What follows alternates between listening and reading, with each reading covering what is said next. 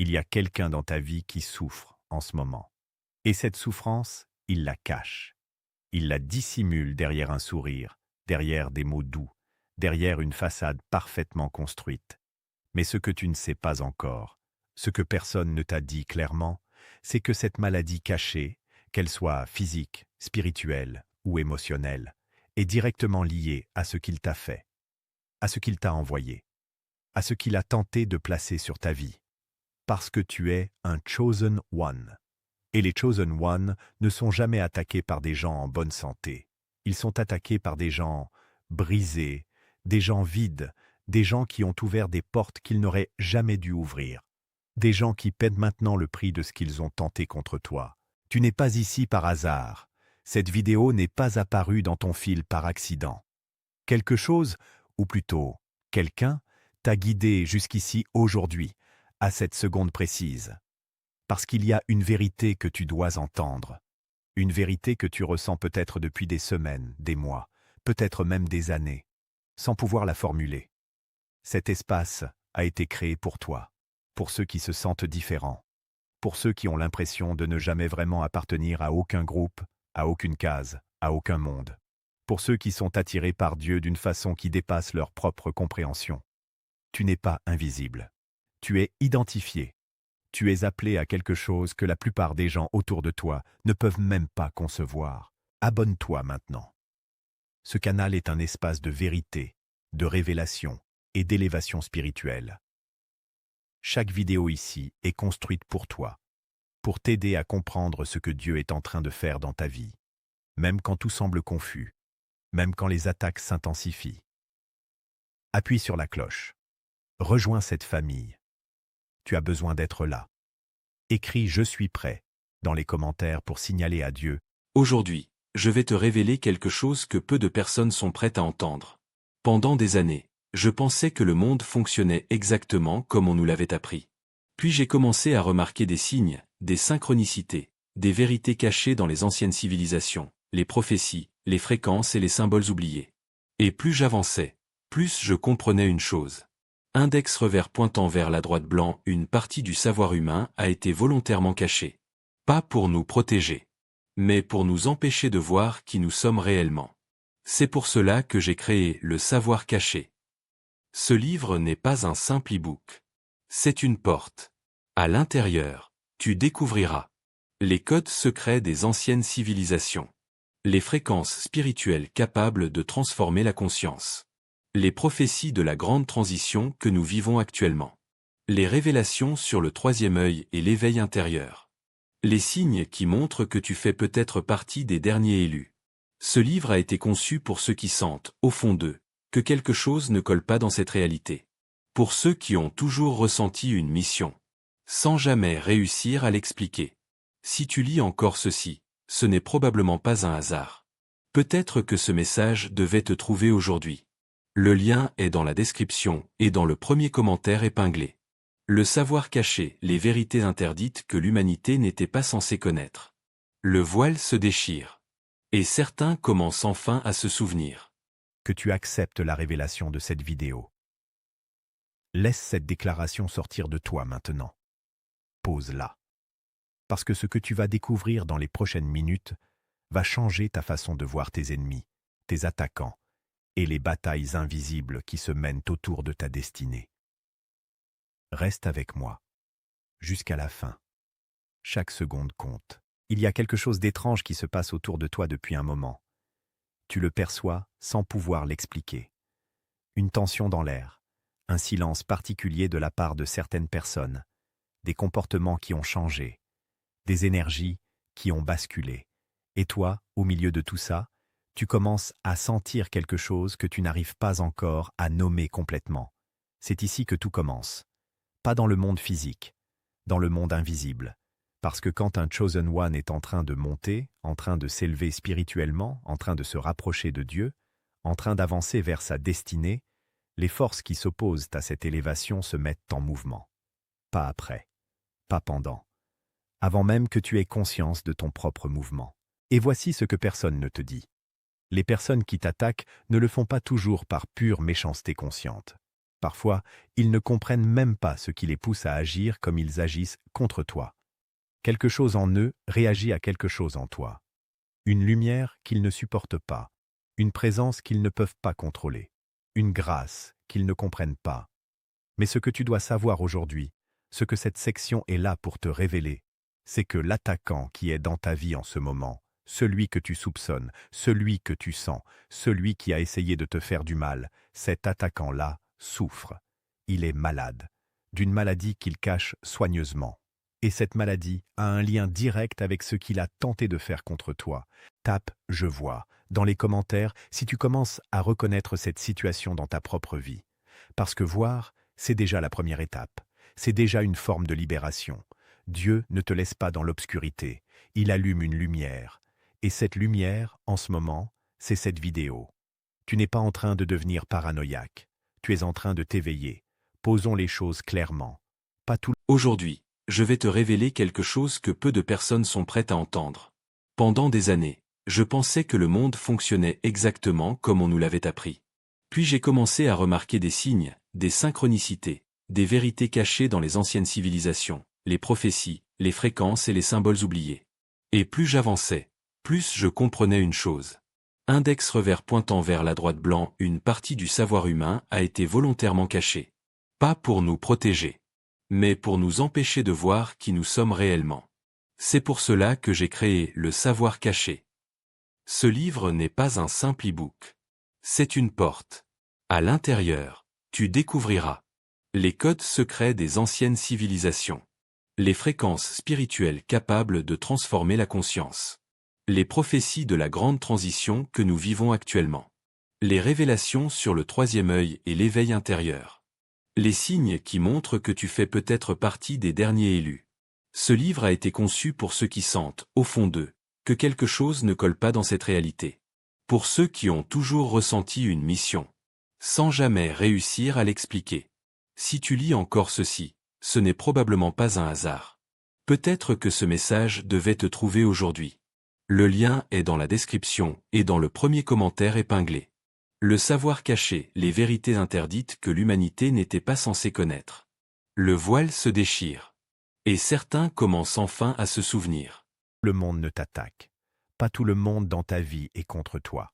Mais il y a des personnes très spécifiques, une, deux, peut-être trois, qui ont décidé, consciemment ou non, de se positionner contre ta progression. Et ces personnes ne sont pas choisies au hasard dans ton entourage.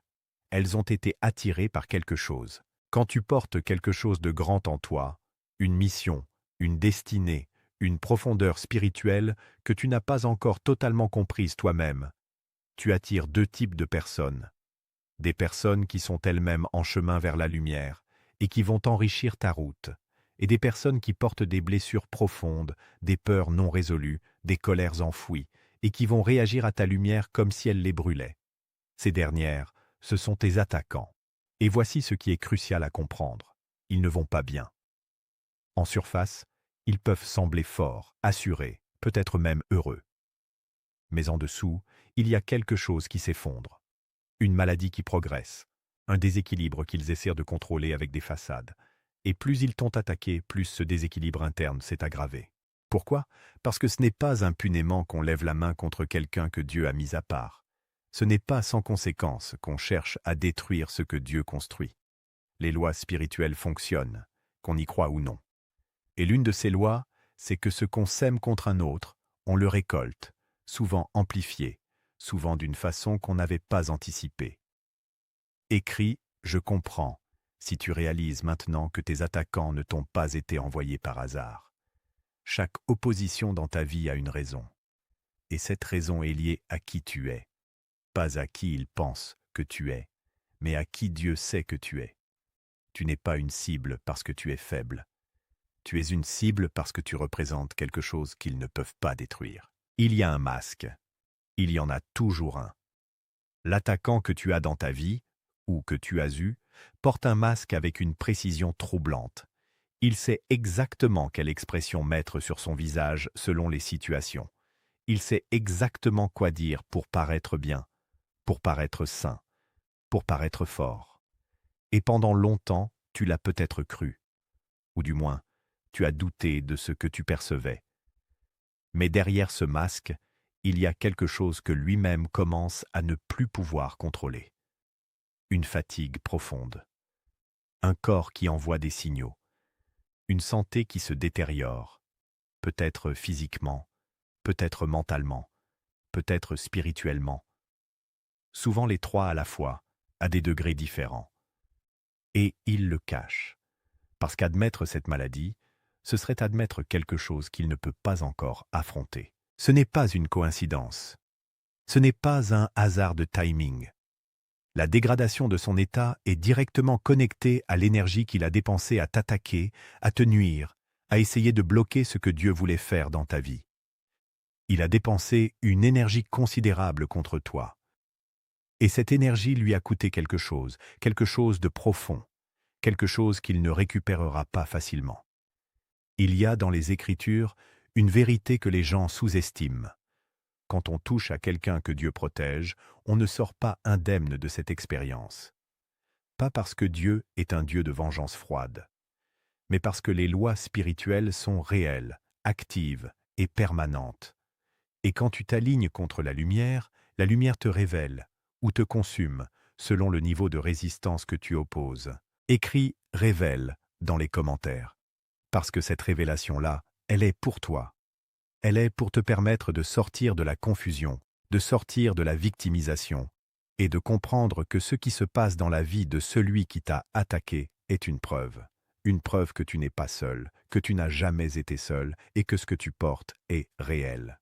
Ne souhaite pas sa souffrance, observe-la, et laisse Dieu être Dieu.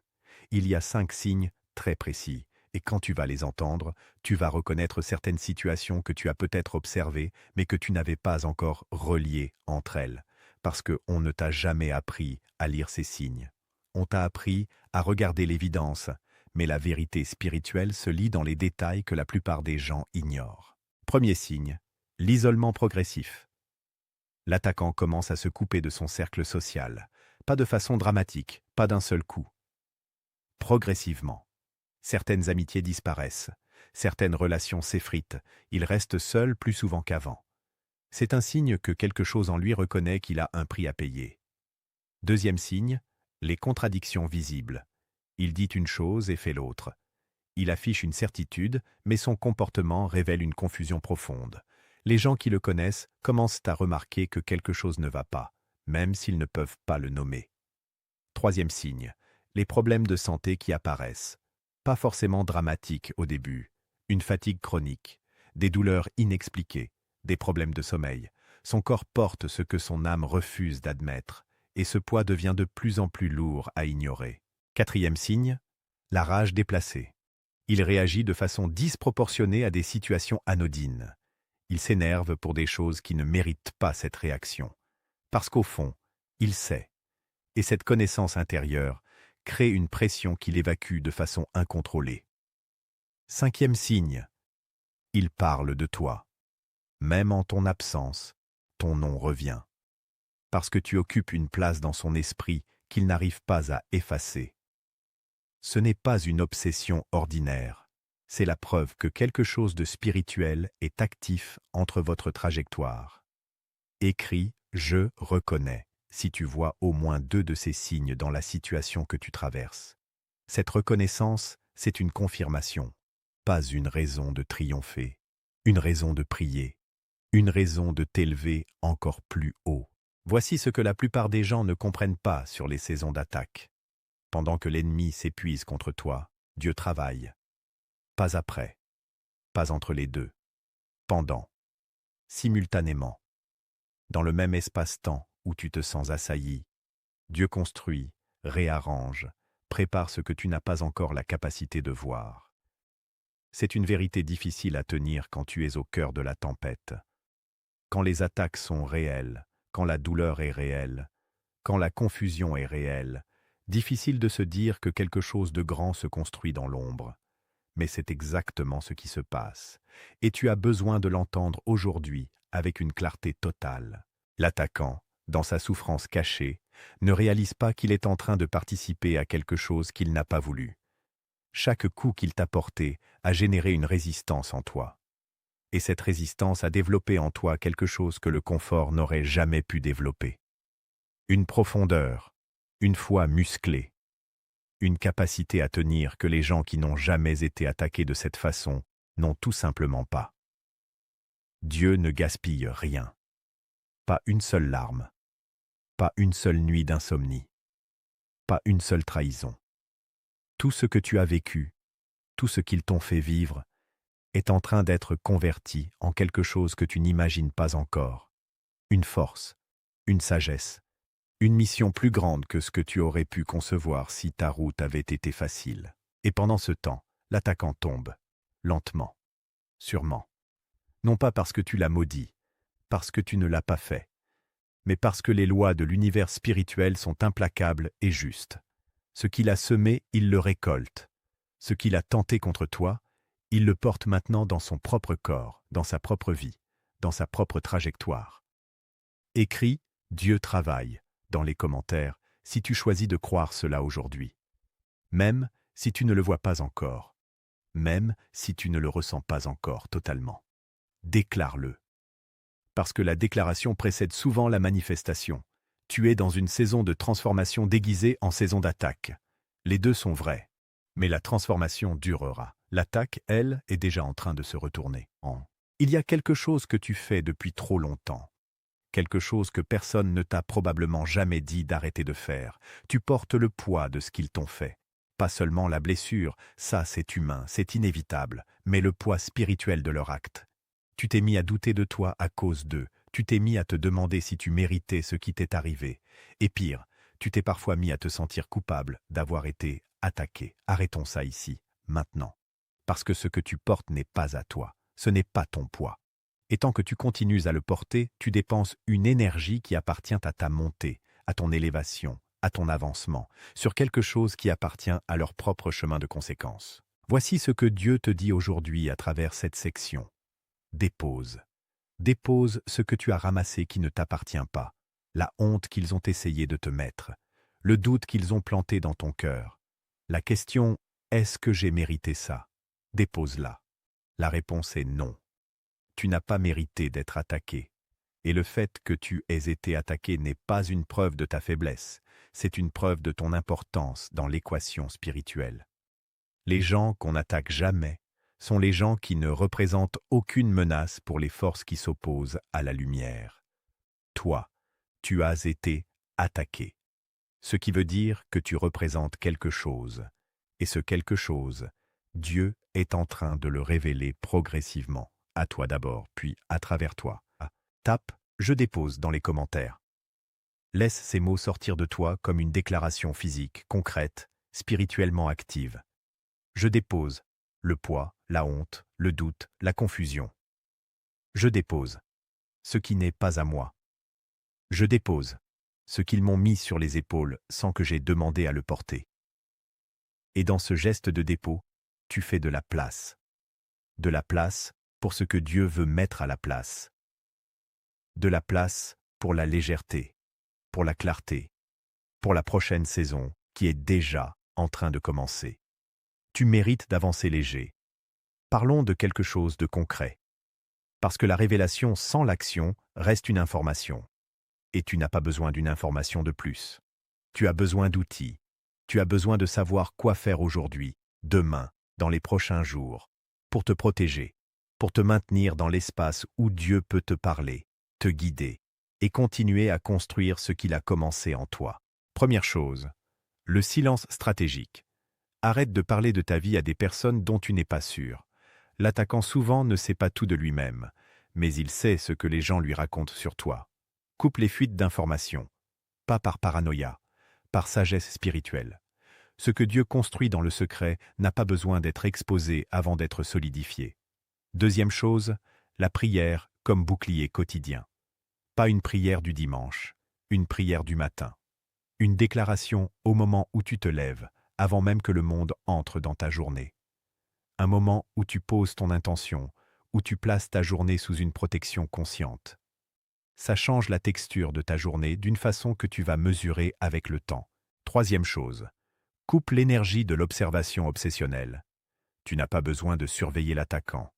Tu n'as pas besoin de suivre ce qu'il fait, ce qu'il dit, comment il va.